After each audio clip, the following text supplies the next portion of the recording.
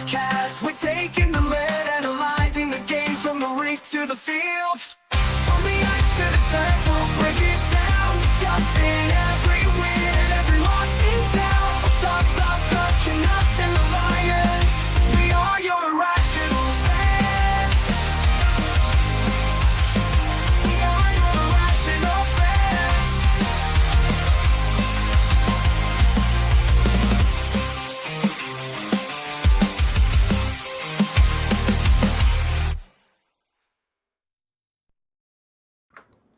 Ladies and gentlemen, we are live with episode 123 of the Hughes Sports Podcast. I am your host, Jake Hughes, alongside the old man. How the hell are you doing today? I'm raring to go, buddy. I'm raring to go. What a time we live in. This is like one of my favorite times of the year. Do you know why this is one of my favorite times of the year, Jake? Because the sun is trying to kill you, and for some reason you enjoy that? I love the heat. You know I love the heat. But even more importantly than that, we have the CFL, which is something I'm just in love with. Plus, we have the World Series of Poker. And did you know, folks, you could watch every single hand of the main event? If you're a sicko like us. Today, Jake, I saw Phil Hellmuth raise with Ace King. Someone three bet him, and he folded Ace King pre-flop to King, and the other guy had King. It blew my mind. The big thing at this point in the tournament, like you're on day three now. Your goal isn't to. I feel like day 1 and 2 is your go crazy days with those types of hands. Day 3 is your hold on until you make the money. Yeah. And from there on, it's try to run it up as much as you can. Exactly. Nah, it's fun. Sorry, I'm just posting. We are posting. That's what I just taped. We are live. That's what we are live. We are live. It's a great time of the year. I love it. I love the heat. In the middle of the beautiful Calgary Stampede. Although I do have to admit, I don't really like the tourists driving downtown. If you're a tourist and you go to another town, just get Uber. If you don't know where you're going, just get Uber. They know. See, I don't even think it's the tourists. I think it's just people who don't normally drive in Calgary. Or don't normally drive downtown Calgary or driving downtown. No, these were all BC plates. Yep, they were BC plates. Sorry. Okay. Yep, they were. Fair. They were BC plates, and they didn't know what they were doing. And it's not like Calgary's an easy city to drive, like downtown. Downtown Calgary is a pain in the butt to drive if you don't know where you're going. You don't know how the roads work. Because they have so many one ways and weird turn lanes, yes. And yeah. No. Not a lot to talk about this week. I was expecting not a lot to talk about in terms of the different sports we cover. There's not a lot of hockey news happening. I think this is what the hockey gods would call the dog days of summer. But usually after free agency is when you start seeing trades, some big trades, one or two. You haven't even had that. Like you've had your free agent sign. And I hate people who make up trades and post them on X. Well, you should really read the source of who posts them. But you see the tweet first, and then you're like, what? And then you have to go and search it and realize these people are nuts. And I just don't believe it unless it's like Darren Dreger, Elliot Friedman. Exactly. But all I saw was the tweet. I didn't even see who it was from. Oh. And it was McDavid was traded. And I was like, yeah, no, not a chance. Why? Not a chance. They said that about Gretzky up there too. Yeah, but I don't think McDavid will get traded. I think McDavid will just... Well, he might get traded, but it won't be until next year. Yeah. You never know. If he's not going to re-sign, they're going to just, I think, let him walk. Yeah. Um, We have chats. Did you know we have chats? I saw the blue light. You saw the blue light and distracted you. Because we don't have a lot to talk about in the world of hockey, let's just jump into CFL. CFL news, yeah. We didn't get a chance to chat much before we came on, so I have no idea what we're talking about. You put up on the CFL Does Matter. Do you want to talk about that? Yes, because this is where my irrationality came out, and I knew as soon as I got heated by seeing a tweet that it was my irrationality. So I'm gonna bring this up. So this was posted on July 5th, which was Saturday, so the day after the Lions and Alouettes game. Yes. And I'm just going to share the tweet here. I have it up on my screen. I'm just going to share it. It was after the Alouettes Lions game. Is that what you said? Yes. Yes. Okay. Yeah. So this was the tweet from Barstool Sports. Don't tell these guys the CFL doesn't matter. And if you're just listening to the audio, it is after the whistle or after the game scrum that happened where there's fists flying. And my initial reaction, and I tweeted it out. Like I'm going to show you. I tweeted it out. It does matter. It's pro fucking sports. You said, except it does matter. It's pro sports. One of those. What did you mean by that? This whole idea that CFL's a joke league, a farm system for the NFL. It's the little brother to the NFL. It just irked me in the way it was tweeted out. That it's like, don't tell these guys the CFL doesn't matter. Well, yeah, it does matter, you fuckwits. I also hate Barstool Sports to begin with. Like, I hate everything they stand for. So I think it's my tainted vision of what they are as a community. And then you're talking about something in which you have no clue about and don't respect it in any way, shape, or form. Talk to Johnny Manziel about how hard it is to play in the fucking CFL. It was funny because I had replied to them, and then I deleted and went, I don't have the energy. That's why I just retweeted. I wasn't going to get into the comments and start replying to people, but too funny. I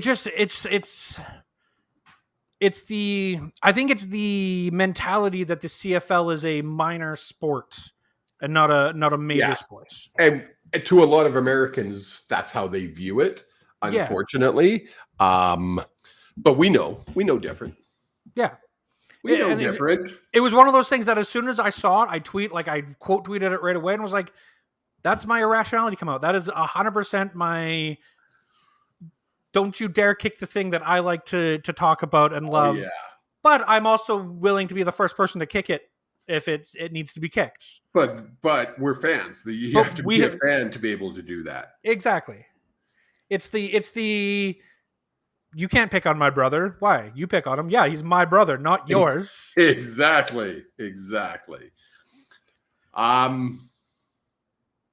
Let's not talk about the game, but let's talk about the brawl that happened afterwards. Because I'm going to be honest, I turned off the game. I was out of the city. I was out of the province for most of the games that happened, but watched all of the BC Lions game, and then I turned it off because I was busy.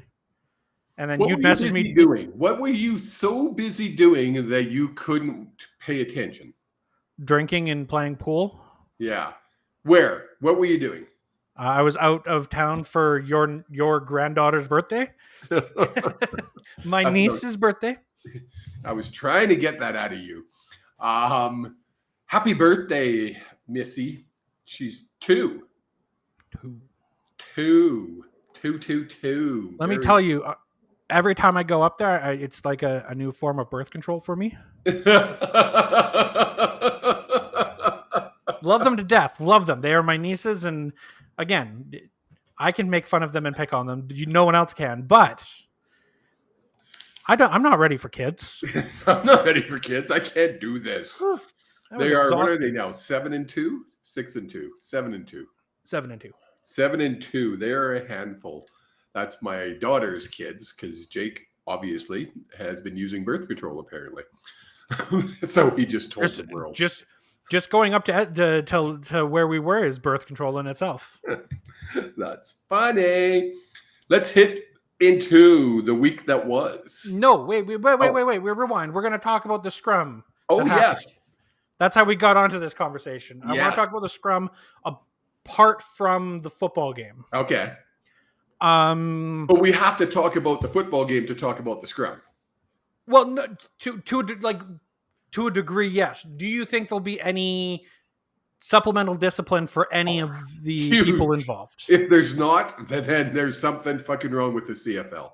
Do you believe that there will be suspensions, or is it just going to be fines? Has to be suspensions? Suspensions. You cannot, and I'll explain myself.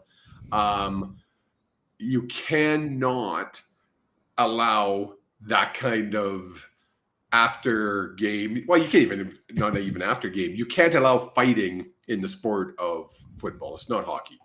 And even in hockey, if you have a bench clearing brawl, if you have something like that, there are supplemental penalties. If a player that is not dressed is involved in this, that's got to be a big cue to where the suspensions are coming. And don't get me wrong, I think the Lions are going to have a suspension as well. Whoever started that, and if you look at the video, you can see that we picked it up because it was really funny because they were interviewing Sean Whyte when that fight broke out, and you could hear the ruckus, and then the camera just left and went over there, and it was like, okay, fight. So yes, fines. Yes, I would expect some kind of suspensions. I'm guessing a game. I don't think it's going to be, kick him out of the league. There's no room for that. Screw that. There is room for that. That's passion, man. That's what that was all about. Montreal was pissed. Yeah. They figured 100%. the rest cost them the game. Yeah. 100%. They figure the rest costs them a game, and I'll explain that. And it wasn't penalties. It wasn't penalties whatsoever. It was bad ball placement by the refs. And twice in the fourth quarter, the eye in the sky had to step in and move that ball 1.5 feet to 2 feet closer, which one gave BC a first down. The other one just gave them more room, a shorter field for a field goal. Fair. Right? Fair. Yep. So, yeah, I could see Montreal being pissed. Of course they're pissed. They lost by 1 point. There was no time left on the clock, and we kicked a field goal to win it. And the big thing is, like, from all the angles I've seen of it, you don't see what precipitates the fist flying. It's just the camera literally cutting to it. So It'll be interesting to see if they can go back and say, you're the person who started it. Like, I don't know if they even had the cameras on them. There might be a stationary camera somewhere that there was still filming, because you got to remember it was after the game. Well, and that's a big thing is there are cameras that are up in the sky that are just on.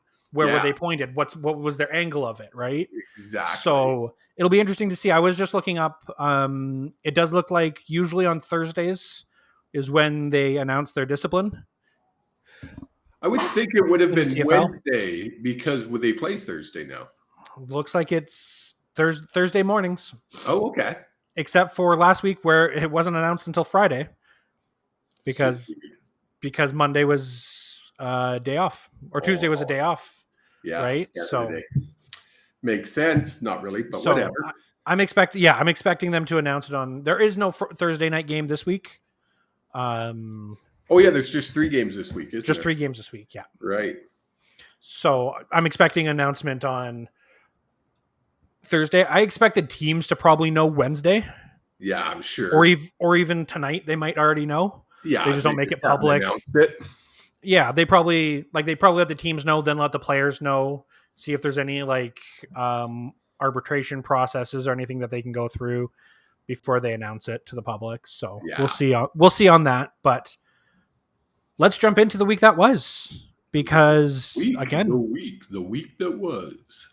And this week started off with a shocker in my books, because It was the first ever Stampede Bowl, leading into the 10 days of craziness that happens in Calgary. 10 10 or days? 13?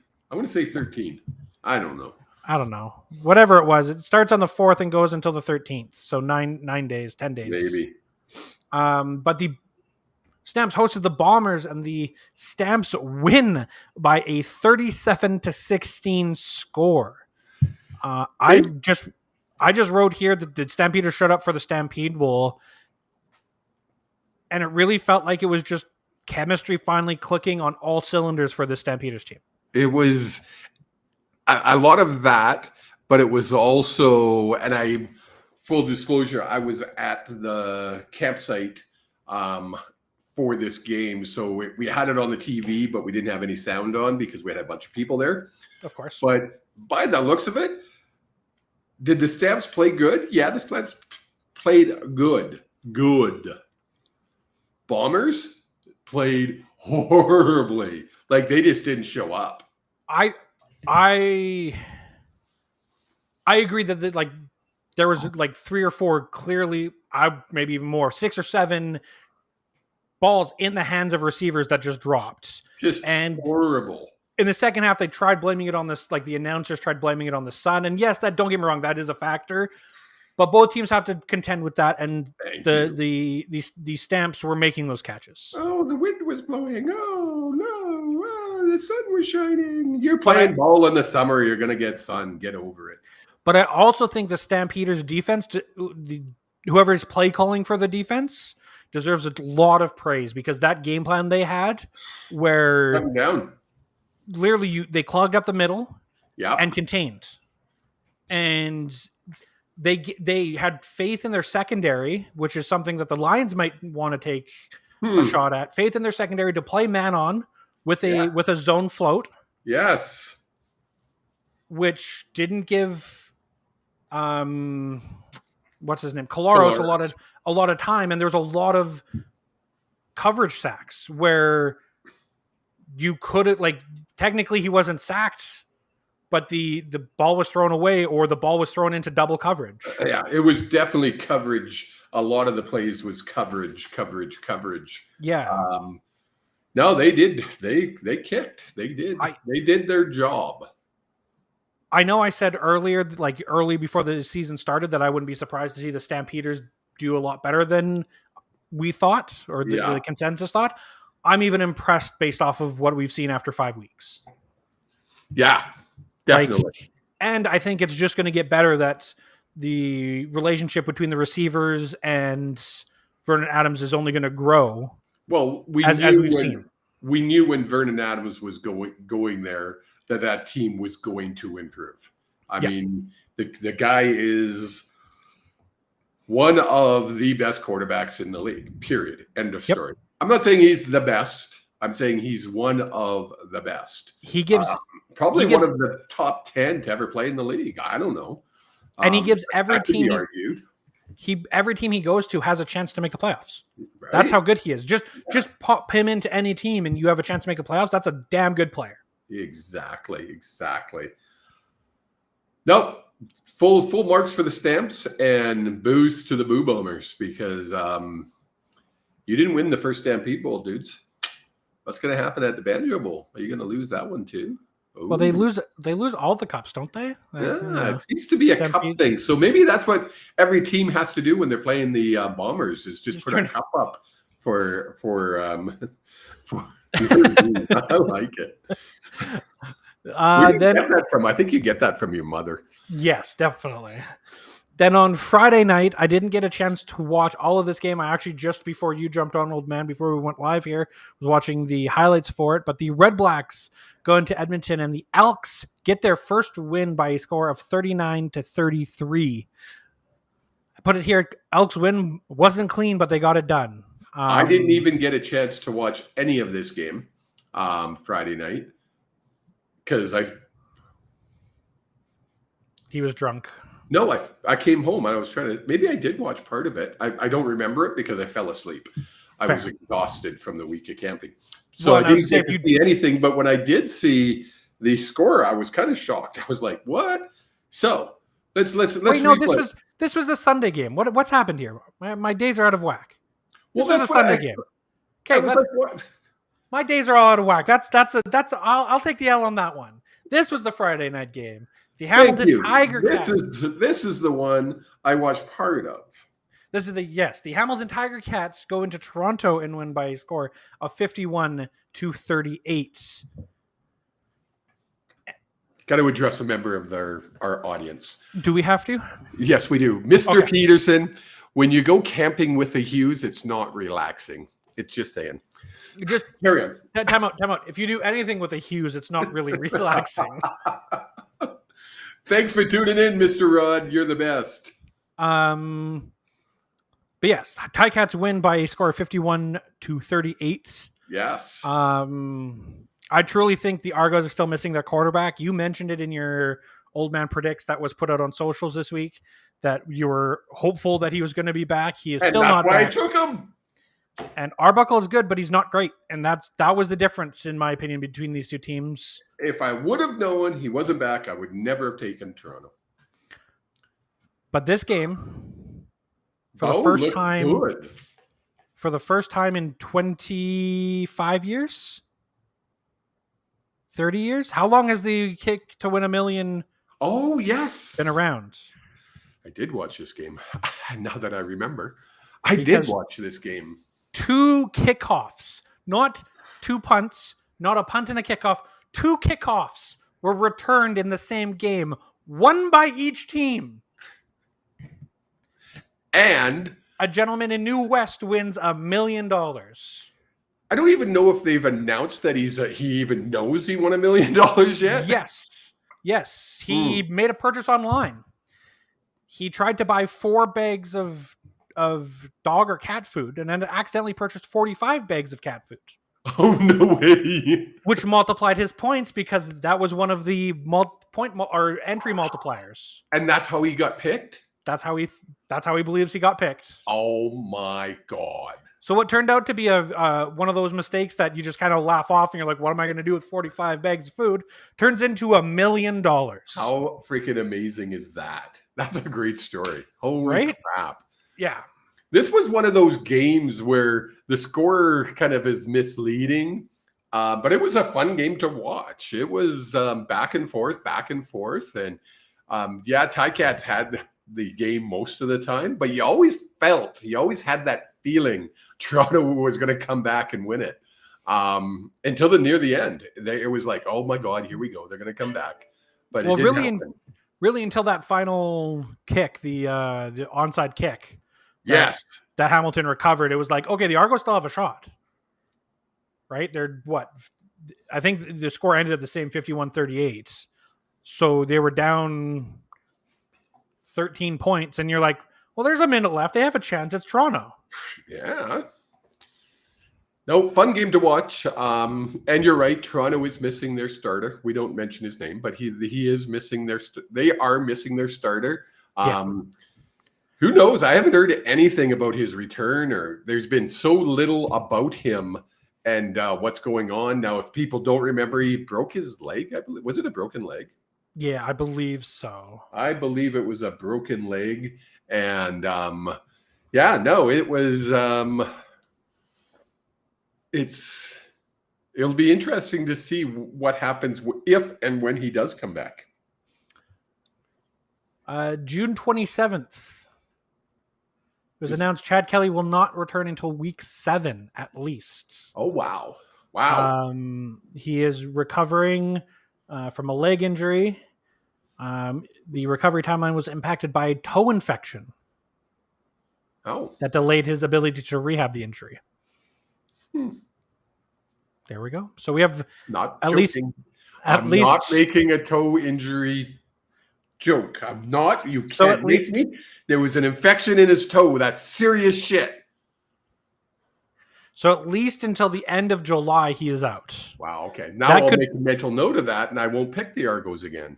But that could put the Argos in a really big uphill climb out of the East. Especially the way Montreal has been playing. And now Hamilton's coming on. I'm after that. To me, it's the teams in the West. You've got Winnipeg, Calgary, Saskatchewan. Yeah.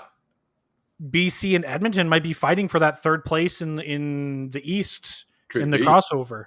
Could very well be. And speaking of the Lions, they go into Montreal, as we alluded to, and win by a score of 21-20 with a Sean Whyte walk-off. Whew, I tell you, I did jump off the couch and did a little dance in my living room and let out a hee-haw because in tribute to, of course, being the Stampede. Is it Yahoo or Yeehaw? Yahoo. Yeah, it's not Yeehaw. Yeah, it's Yeehaw. Yahoo. No, it's not Yeehaw. It's Yahoo. You're a Yahoo. So I did see someone make a tweet. What a game, it said. And I'm like, it was a game. This is the whole. I'm glad you brought that up because I put it here and I made it very clear. Fun ending. It was hot garbage. The Lions kept shooting themselves in the foot every chance they got.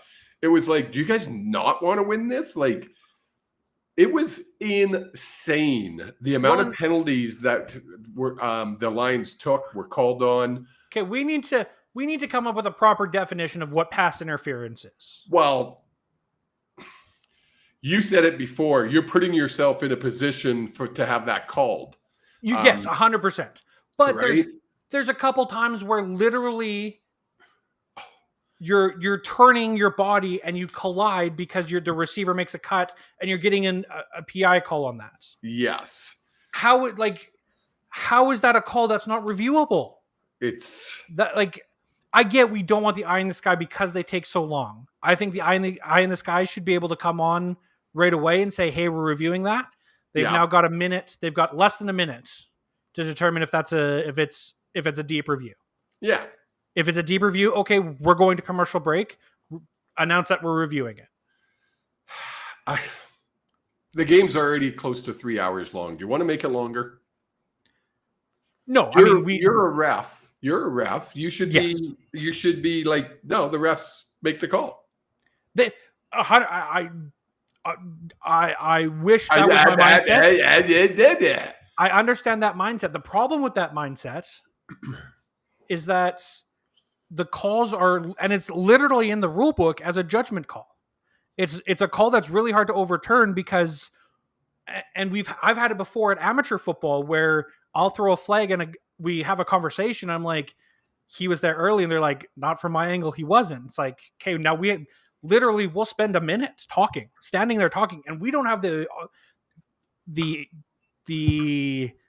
benefit of that replay or that guy in our ears saying, no, he was right on time. We can slow it down frame by frame. We're making that call real time with coaches and players and parents yelling at us. Exactly. And I think D says it the best. Refs make the call with the best info they have. You're putting yourself in a position to get that PI called because you're not in the proper position. But my issue is if we have the technology that we're slowing the game down, and we're slowing it down so much more, it feels like the last couple of years, with these long plays, there's a flag on the play, or not even a flag on the play, and they're just standing around, and you can tell the head referee's in communication with someone. Yeah. So you want to slow it down even more, you're saying? No. Either we slow it down even more and make sure we're 100% correct and we're 100% consistent, or we remove that. Yes. And it's up to the officials at the game. We can't have it both ways where we're using technology and saying it's my same issue with certain penalties in the NHL. Why can you review a high sticking, but you can't review a hooking call? Yeah, I know what you're saying. I'm just trying to play the devil's advocate. Undisciplined game for the Lions. 100 again, you put yourself in a situation where you're gonna take that call, have the opportunity for that call to be called against you. Yes, that's a bad place to be.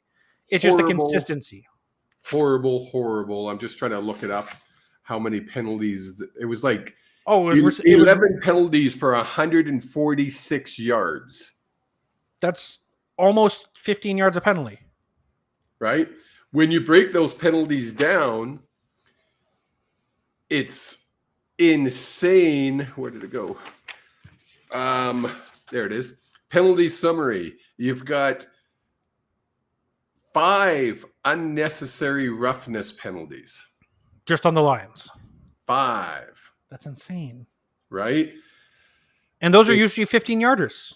Right? So just horribly played football, to be honest. From both teams. I tweeted it out. Sometimes you win and it's pretty. Sometimes you win and it's ugly. Not every game is going to be film that you want to pass down generation after generation. Some film you just want to burn.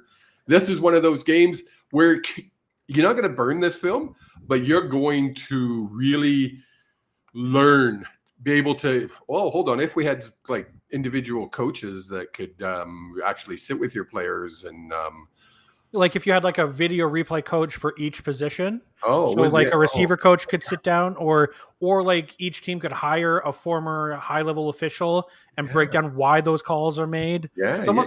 It's almost like there's a guy who's on TSN. He's talked about this stuff before, but he's a boogeyman. He's the boogeyman because he won't engage with CFL's biggest defender. Yeah. It's like, holy, like I get it. Like, did you just bring up that? So did you? That he didn't talk to CFL's biggest defender? Yeah.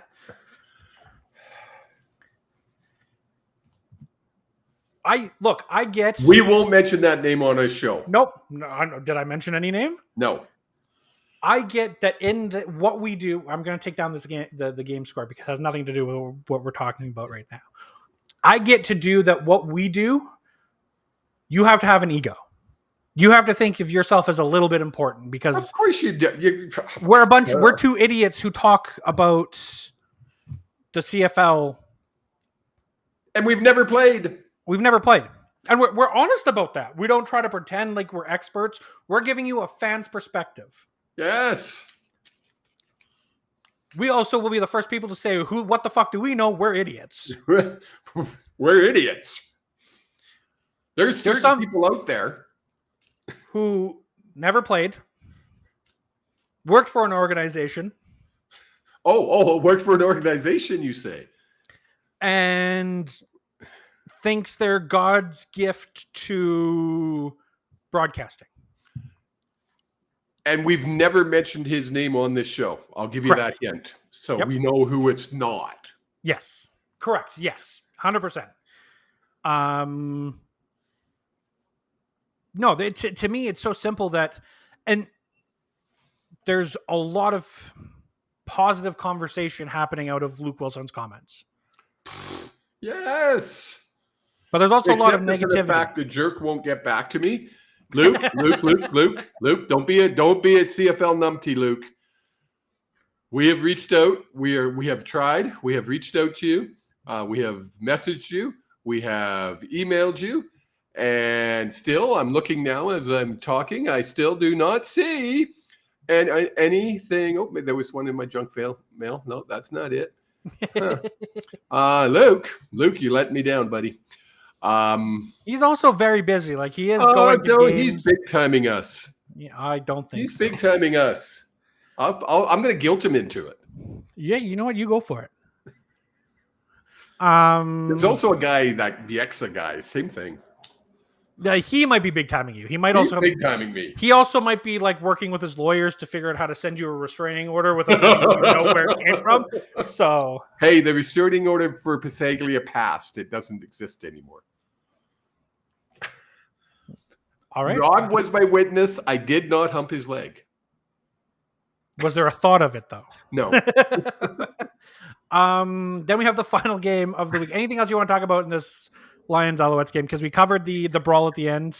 Yes. Let me talk stats. I was so mad last week because I had all my stats. Look. I even got them highlighted. And what did we learn? We learned that fucking Tella sucks. No, that's not the story we learned last week. No, we learned that Elon Musk sucks. No. Yeah. Oh, it was Elon last week. Yep. It was a week before there was Tella sucked. Yeah. Yes. And then the week before, Roger sucked for me. So really, they all suck. They all suck. I have to Rourke. Everybody's like, oh, he didn't have the greatest game. I know he kind of did have not bad a game. 36 for 22, 36 attempts for 22 catches, 352 yards passing. That's not too bad. Not too bad. 61%, 91.4 efficiency. I would say that's a pretty darn good game when you're been out. This is your first game back? Second game? First game back. First game back. My only concern with Rourke right now is his interception numbers. He went 1 touch on 1 interception. Yes. Right. And I think I want to pull up his stats for the season, but I'm pretty sure that's pretty on par for everything. And that is my biggest concern with him right now. I think the bigger concern that we need to address is, and you got it up there, Rourke still doesn't have time. Their front lines isn't protecting the way they need to. Yeah. And Rourke doesn't seem to be scrambling the way he was. Maybe he's still not 100% in the tummy. Yeah. In the tummy? Where the hell did that come from? But I'm happy with most of the team. Looking through the stats, I mean, when you're getting a 50-yard average kick, 48.5, you can't complain. Of course, Sean Whyte's perfect. All in all, crappy, undisciplined game, but the stats kind of, if you're just looking at the stats, forget the penalties, it doesn't look horrible. McInnes had over 100 yards a game. Like I say, Rourke's at a 91% efficiency rating. Barry Hill had 85 yards. Right. One thing I want to see improved is our punt returning. Getting 9 yards return on a punt every time, not impressive. Not you got to do better. We've also been flowing through a few different returners too. I think that's an issue as well. Could be. Could very well be. Clean up the penalties. Get that freaking offensive line going, and get Keon Hatcher going.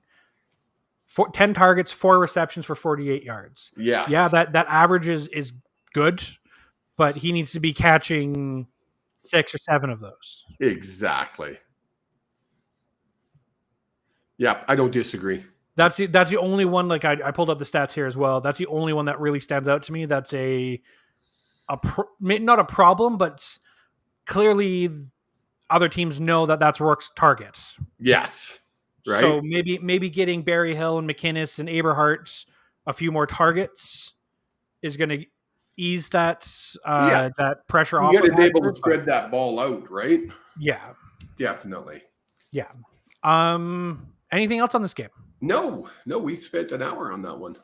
And then we have the game that we started to talk about and then realized that it was a Sunday game. The Sunday game, the Red Blacks going into Edmonton and the Elks getting their first win of the season. Didn't watch it, but good on the Elks.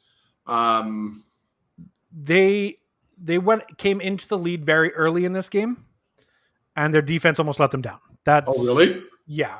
They should have won probably like by double digits. There was that one run I watched a highlight of it from it was a high snap, and I'm talking about the Elks, and that guy there was a handoff, and I don't know who it was, but he took off, and man, that kid was quick. Oh, fast. Big thing with the Elks is what they lack in cohesion, and we talked about it with Rod Peterson last week. Yeah. Is new head coach, new coordinator, new quarterback. It's going to take some time for that cohesion and everything to work properly. Oh, for sure. What they lack in that cohesion, they make up for in speed and determination, because no matter, even when they're out of a game, they're still going hard. They don't give up. I agree. 100%. And I think that has a lot to do with the head coach there, Mark Killam. Kill him. Because he's going to be I think he will become one of the greatest coaches to coach in this league. Give that young guy, he's not that young, but give him 5 years as a head coach. He will go down as one of the good ones. I really believe that. I seen him on the bench back when we had season tickets for the Stamps, when he was with the Stamps, and he's a player's coach. Yeah. Right? So, yeah, no. It was the week. It was the week that was. Was the week that was. And you know what it's time for now? Everyone's favorite segment. We haven't done it in like 2 weeks, 3 weeks. And people have been complaining, say it. They've sent us emails, text messages. They even took a banner out and flew it over the town. That's, you know what? He lives in his own little world of delusion, so.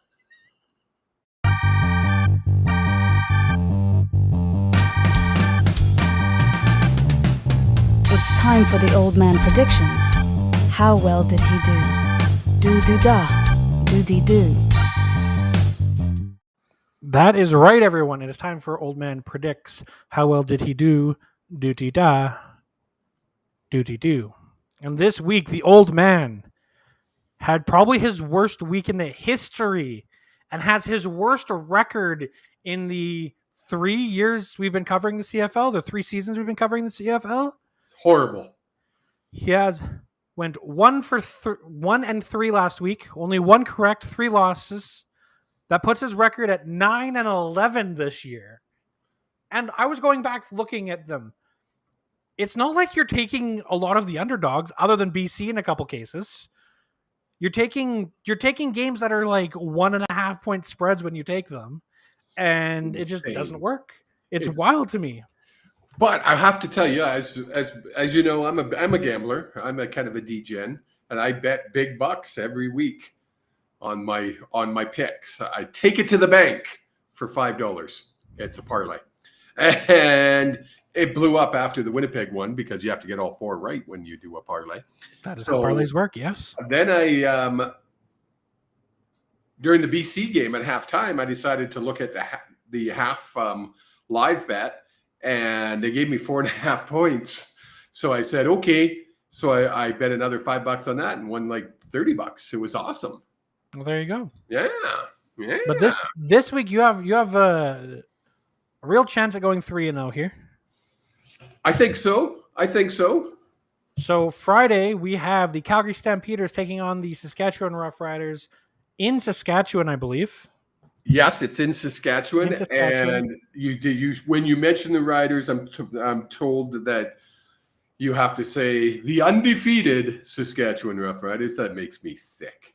I refuse to make that statement. But they are undefeated. Yes, and they are the favorites. The implied probability of them winning is 67% based off of Vegas odds. They have a 4.5 point spread. Yeah, I'm taking the Riders. That's freaking 5 times in a row I've taken the Riders. And I mean, hey, it could be your lucky day and they finally lose, but might not. Then we have on Saturday the Ottawa Red Blacks taking on the Hamilton Tiger Cats, and the Tiger Cats, the home team, have a 4.5 point favorites. Definitely taking Montreal. Oh no, sorry. Montreal. Yeah. Ottawa Red Blacks or Hamilton Tiger Cats. That is not one of the options. My phone did some weird stuff there. I'm not sure what went on. Well, who's the favorite in this one? The Hamilton Tiger Cats. That's who I've got marked. Okay. I think Bo Levi is going to have another great game. I'm guessing 400 yards. Probably. Maybe more. The cohesion that they've really found as a unit seems to be coming through. Coming together well. That might be the most scary thing for opponents of Bo Levi, because if you can get that chemistry with someone like Lawler, that's a dangerous connection on those two.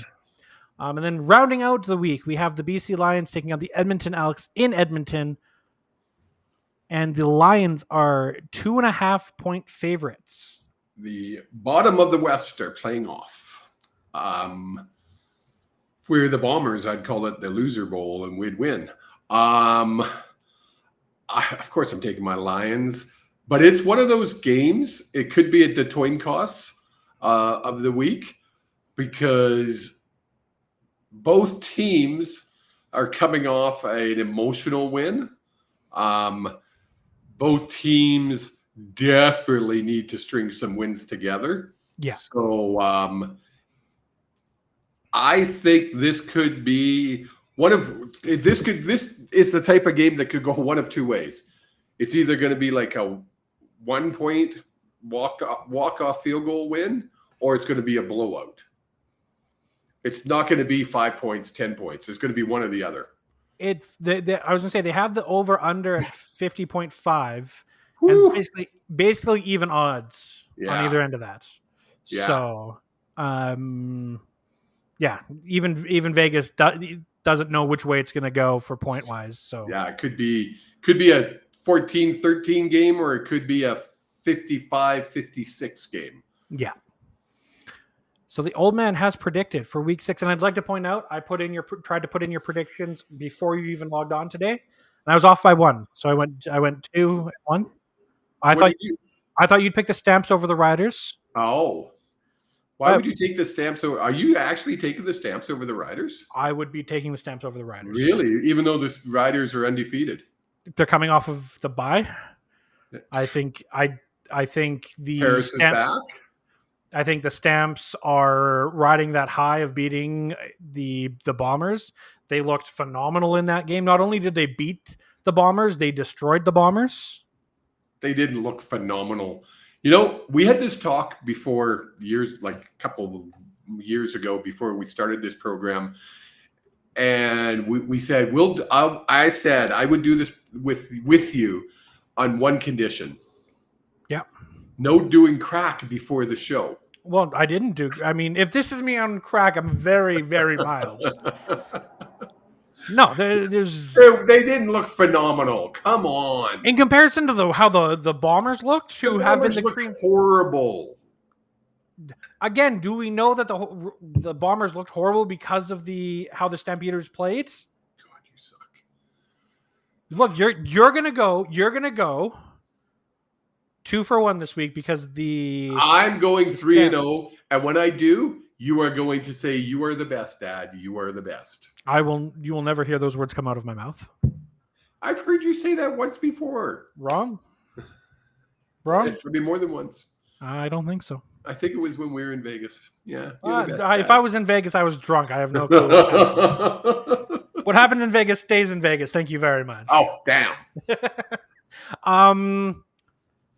Next week, I will be in a brand new space. Hopefully, things will be somewhat set up by that point, but I will be in a new space for next week. Right. Good, because you got to all whited out on the side of your screen there. Yeah, that's almost like the sun is trying to kill us, and it's still bright out at 9:00 at night. It's terrible. I hate it. Horrible. Especially when you have no air conditioning. It's the worst. I don't have air conditioning either, but I still love it. You're a wild man. Anything else before we go for the week? No. Go for the week. All right. Well, if you want to know when we're going live, follow us on social medias. You can follow us at HSP_pod. You can watch us on YouTube and X. We go live there every week. I don't know what happened. We were supposed to be live on Facebook this week, but it looks like Facebook took us down. It's happened twice, back-to-back weeks. I thought it was just an error last week, but it seems to be an ongoing thing. So I'll have to figure out. Probably because you keep swearing, and Facebook doesn't like that. I'm fighting every urge in me to sing a song called Family Reunion by Blink-182. Okay, on that note, I can do this. I can say goodbye. Goodbye, folks. I'm not going to sing. I can do it. If you're watching on YouTube, hit that like button, hit the subscribe button. Tell us who you think is going to win between the Riders and the Stamps, because clearly the old man is delusional and think the Riders are actually an undefeated team.